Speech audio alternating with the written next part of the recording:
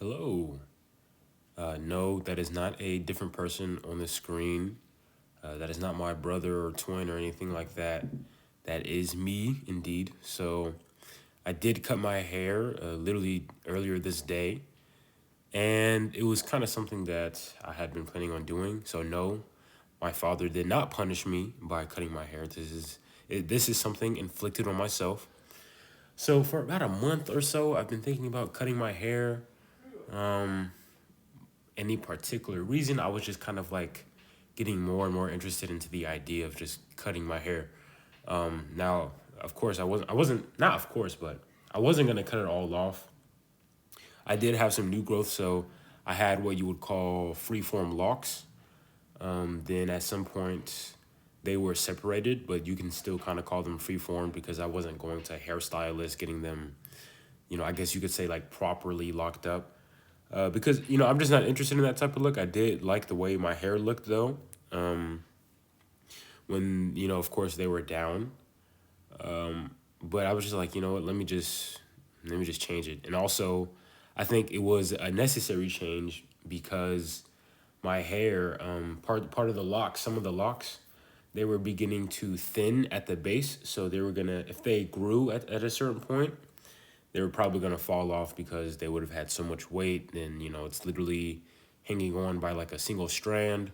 So the best thing was to either go to a stylist, pay like, I don't know, $200 $300 to have them crochet my hair, or I could just cut my hair off and start over the way I want to. So I'm gonna go with starting over. Now I might not. No, sorry. I might go the same route that I did to where I lock my hair up and I have free forms. But I'm not really sure. Now that I'm kind of thinking about it, I kind of do like the way my hair looks right now. But I don't plan on keeping it that lengthy, the rest of my life or anything like that. But I'm just glad that for one, when I cut my hair, I didn't look like a fool or a weirdo or anything like that. It seemed to work out pretty well, especially since I had a good amount of new growth under my locks. But yeah, the process took a while. I had to detangle, wash my hair, everything like that.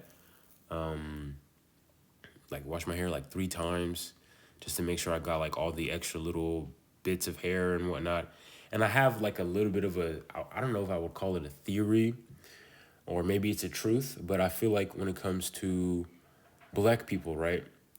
Like our power comes from our hair. I feel like we're just about the only ethnicity or race on the planet that has our hair grow outwards. Maybe there are like some people who are Caucasian or some people who are brown, where they do get curly hair.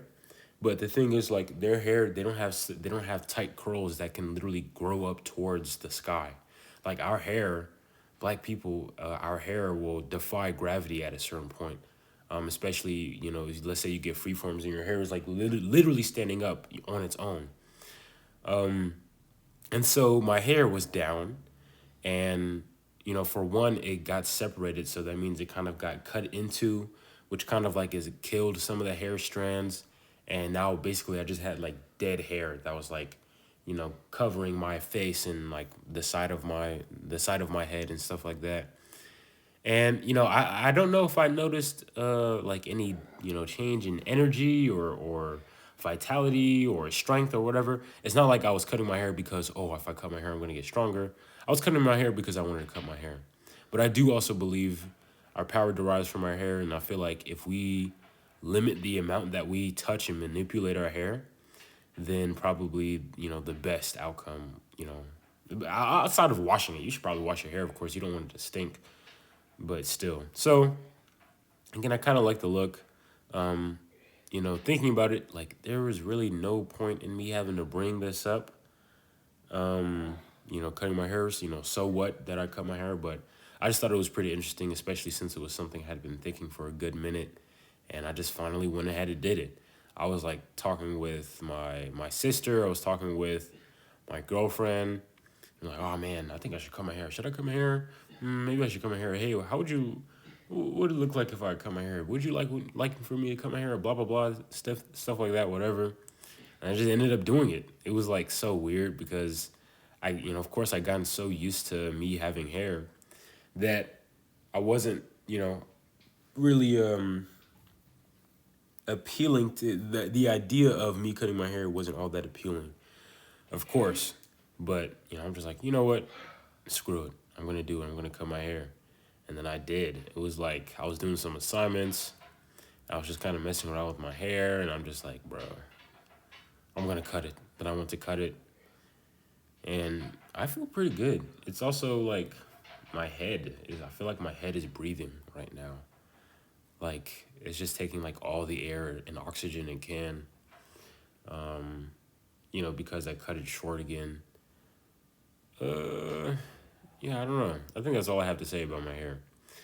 But when it comes to just me training and everything, again, like me cutting my hair, it didn't make any difference at all. But like weirdly enough, like looking at myself, I don't know why, but like my muscles look bigger. I don't know if it's because like my hair made my head look bigger, and then since it made it look like I had a bigger head, like my muscles looked smaller. I'm not sure, but I look I look bigger. Like I look like some type of like military guy or something like that, with my hair cut short. But that of course my muscles didn't get big just because I cut off like a couple inches of my hair. That'd be incredibly ridiculous. But yeah, so for one, when it comes to training, me recovering and whatnot, I don't feel too bad. Of course, I've been training every day. I've been switching in and out the exercises and whatnot. So that does allow for me to avoid any like overuse injuries. So things like elbow tendonitis, I actually like haven't gotten any tendonitis or anything like that. Maybe some type of pain in my shoulder. The only time I ever get pain in my shoulder is if I'm gonna be doing like a lot of reps, usually of like either dips or push-ups. So like let's say I'm gonna go for 5 million reps or something like that today. Then of course I'm gonna start getting pain in my shoulder because that's overuse from that specific session. But the next day usually everything is fine. And I've also realized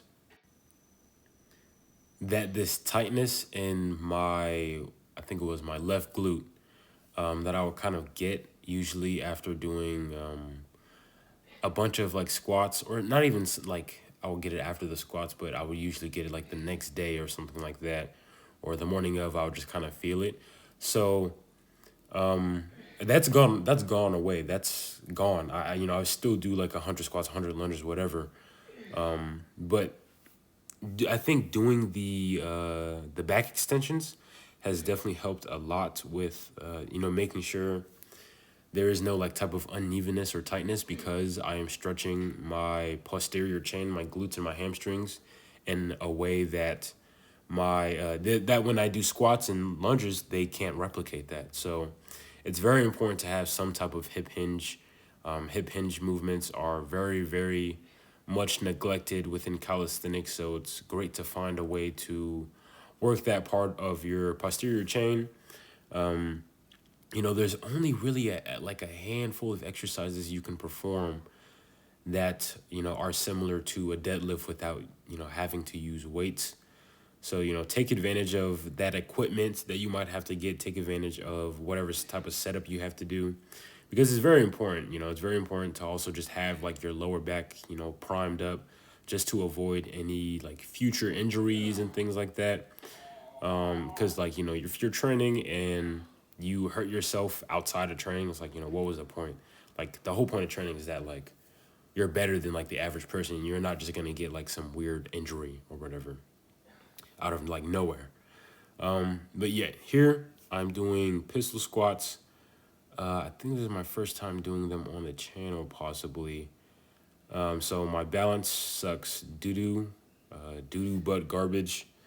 But that's because I don't practice these, and I also don't have a good amount of mobility in my hips and in my hamstrings to do them on the floor. So I am using a like heel elevated squat platform, on, whichever leg I'm going to be training. I did for I'd say about 7 to 8 reps for each leg, and I only did 2 sets. And I thought that was very interesting. Like, I do like 100, 110, 120 squats or lunges like every day, and you think that, okay, maybe I could probably do more pistol squats, but I guess it could just be like a specific thing. Maybe I do have the strength capacity to do possibly like 10 or 12 pistol squats on one leg.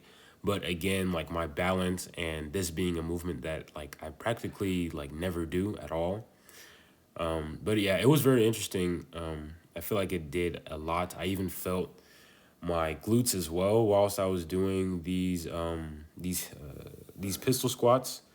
So I'd say they're very useful. It probably also helps with kind of getting a bit more mobility in your hips, because I did feel my hips working a lot more, especially in that bottom position, because I had to keep my torso so close to like my knee basically, so that I won't like fall over or lose balance.